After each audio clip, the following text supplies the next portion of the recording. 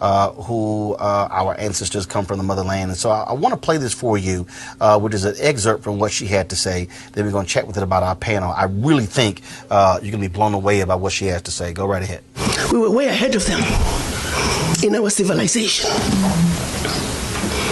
They set out to destroy us. And Berlin Conference put the nail on that coffin. So they gave Djibouti the same sovereignty as the United States. They gave Burundi the same sovereignty as China. They gave Togo.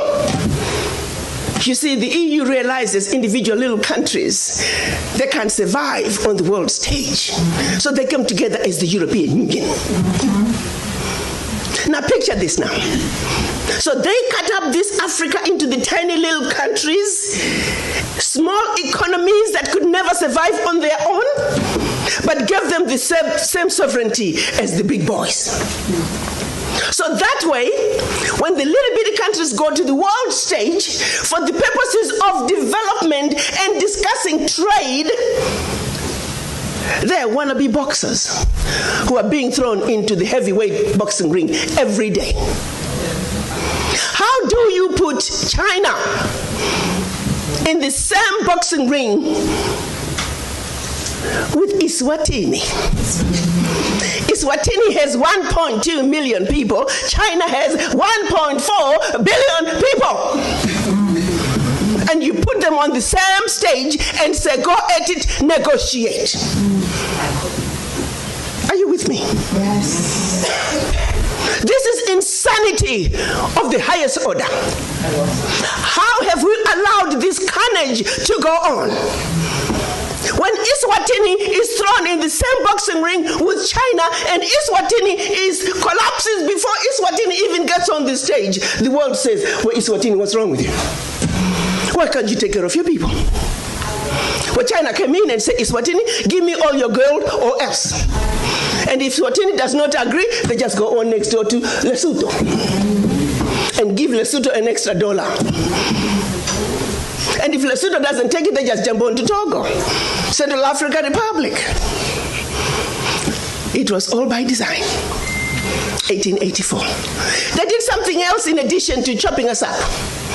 They also set out to make the African believe that everything African was bad and undesirable, and everything Western, particularly French and British, was more desirable.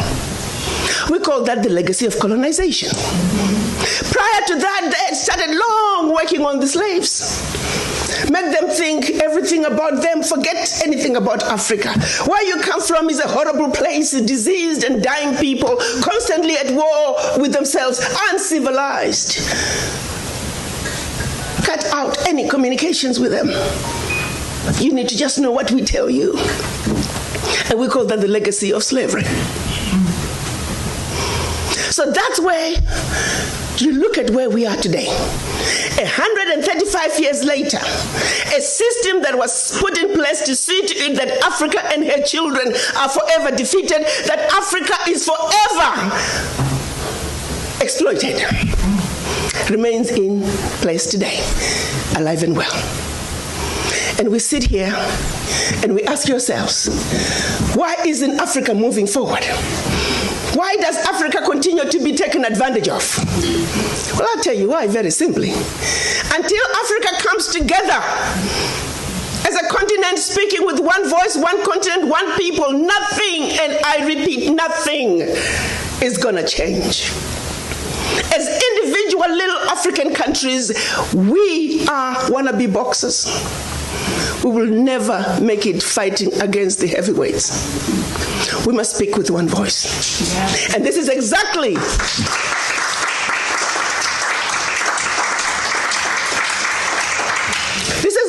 what our Pan-African leaders wanted to see happen in 1963 when they came together in Addis Ababa, Ethiopia. They clearly stated that Africa for the Africans at home and abroad, and that African Union was now.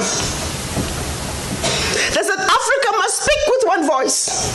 It is the only way for Africa to take its rightful place on the world stage. Sadly, When they went to Addis Ababa in 1963, they were divided. We had two factions, the Casablanca group and the Monrovia group. The Casablanca group were saying Africa for the Africans at home and abroad, and African Union now. This was Ghana, Guinea, Mali, Egypt, Morocco, Algeria, and Tunisia.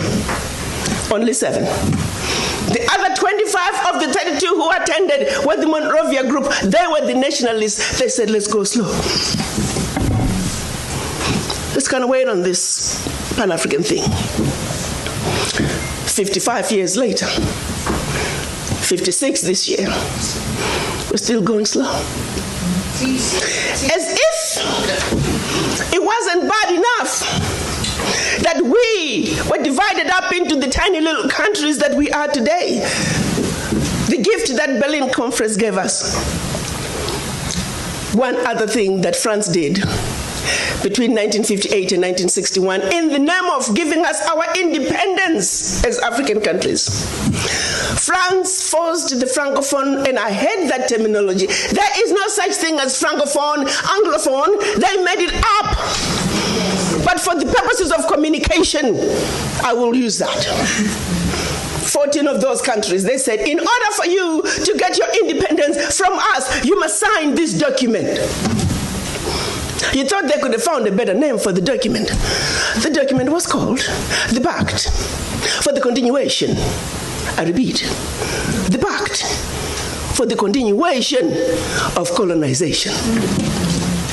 We are talking about giving you independence, but sign this pact for the continuation of colonization in a different format. And I'm going to highlight some of those issues that they said you must agree to if you are going to be independent. Hello. Maybe we need to redefine the meaning of independence for the French.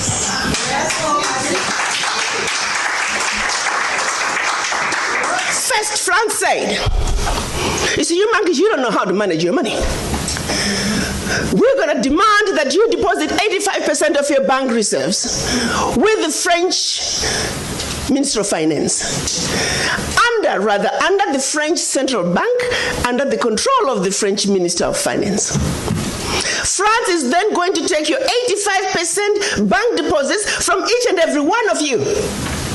Deposit those funds in the French stock market under the French name. And you may or may not know the returns. Today, as we speak, the latest figures are saying for every 14 billion that France invests in the stock market from Africa, they are realizing upwards of 300 billion in return. Every year in, year out, because of these deposits from the African countries, France is taking out of Africa over $500 billion. Now figure it out. For every 14 billion, the returns on the investment are over 300 billion, and they are taking over 500 billion.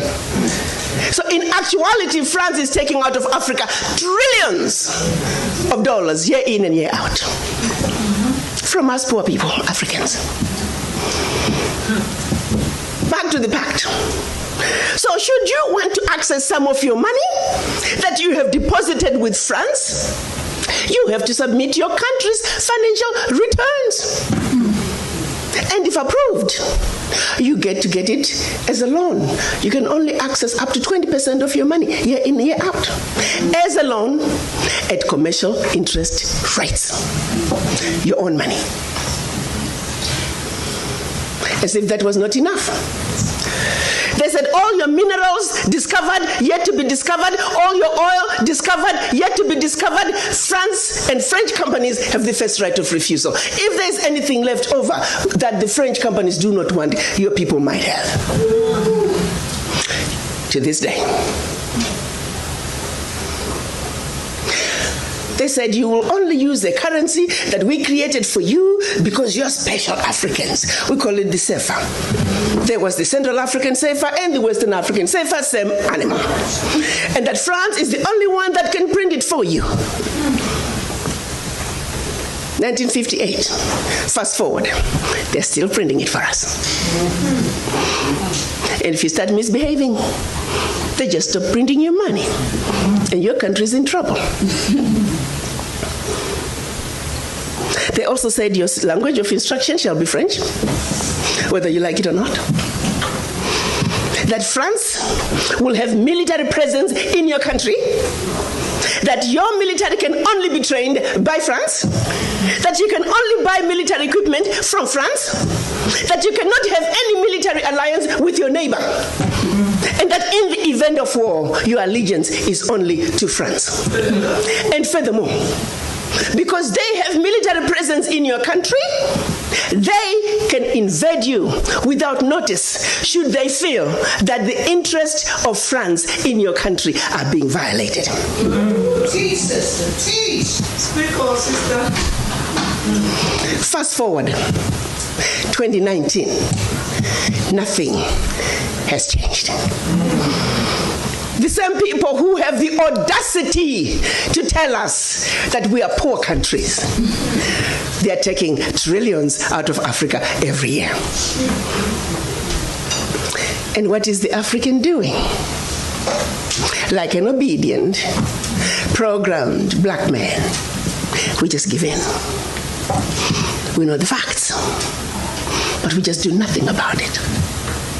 Now, you have to say some of the fears are real, because if France that has sold you inferior equipment to theirs, France that has trained your military to be inferior to their military, they are now in your country. They can invade you. They have the permission to do so.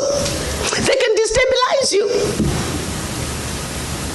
And then one might say, why is it that African leaders haven't done anything about this deplorable situation? Well, let me tell you, my brother and sister, they have tried. Documented to this day, 22 coups where leaders were assassinated. France had something to do with it. The first 7, when they decided they were pulling out of the CFA and that they were going to print their own money, they were assassinated. Every time an African leader has tried to do what's best for their country, they were assassinated. Majority of them aided by France. It's a known fact. And then others, they were just mercenaries who felt that when there was a natural resource discovered in one country, they wanted to create a coup. So while the country is thrown into a civil war, they're siphoning the natural resource. We know of one particular story that had we not known about it, it would have been, oh, there we go again, the Africans.